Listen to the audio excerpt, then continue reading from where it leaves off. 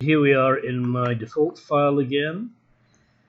Let's hide the camera and the target and the light. And we'll go into the cube. And we're going to see if we can fracture this. I'll make it into something that looks more fracturable. So let's go into edit mode, move this, and then go into object mode and scale it around the x-axis, shift X. So we're not increasing the thickness. And then we'll just apply scale. And that's going to be our glass pane or whatever. Now we want to go into edit preferences. And let's have a look at cell fracture. Object cell fracture. I'm going to enable this. It's not enabled by default, but it is provided with Blender as one of the available options. You don't have to download it. Cell fracture. I'm going to hit F3 again. Look for cell. Cell fracture selected mesh objects. So that's it. Whoa. And now we get a lot of options. This is like landscape or tree. It's one of those plugins that's been improved and extended and enhanced over the years to the point where it's almost a piece of software in its own right. How are we going to do this? What's the point source? Well, it's going to be not going to be child particles. Let's say own verts. The fracture is going to start from the vertices of this original mesh. The scale 111, okay. Recursion. So this means that the pieces that the sheet of glass, for want of a better word, is shattered into will also be shattered into other pieces. So we want to be careful here, otherwise we get tens of thousands of tiny pieces. I'm going to say recursion of 1. And the source limit is 8. In other words, there are a limit of 8 pieces being made. Clamp recursion, and I believe what this does is it limits the number of small particles to this particular total, here 250. But let's say, all right, that's good, okay.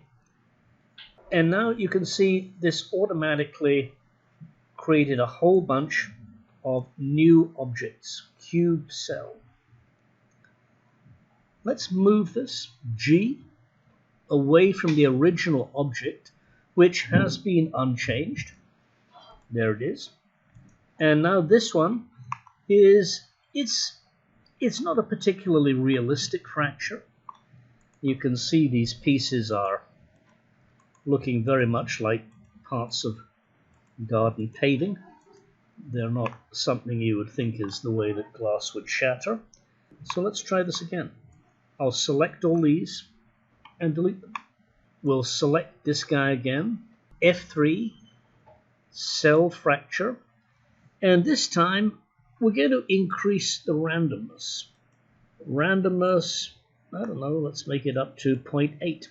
Margin, I'm going to increase the margin, so this means there's going to be a slight space between the fragments. We'll hit OK. And GX, well, it's a little better, but it still looks way too regular to me. I'm going to delete that again. F3. Let's do recursion 2, actually recursion 3. And noise, we'll increase the noise. Right, okay, we'll see what that does. Now this is starting to look a little more realistic. So you can see our recursion in operation. We've got a lot of new objects. So this is probably our 250 recursion limit. GX, move forward. I'm going to rotate this, R, Y, 90, enter. GZ, move it down. Maybe scale it, Shift Z. And Shift A, and you can see what I'm doing here. Apply that scale, and now we're going to make this a passive object. Rigid body, passive. These guys, I'm going to choose the top rightmost one, well, the largest top rightmost one. rigid body active, and then choose all the rest of these guys. Shift click on this to get rid of it, and then shift click twice on that, and then a third time to make it the active object. And then remember, copy to active, again F3, copy, rigid body settings.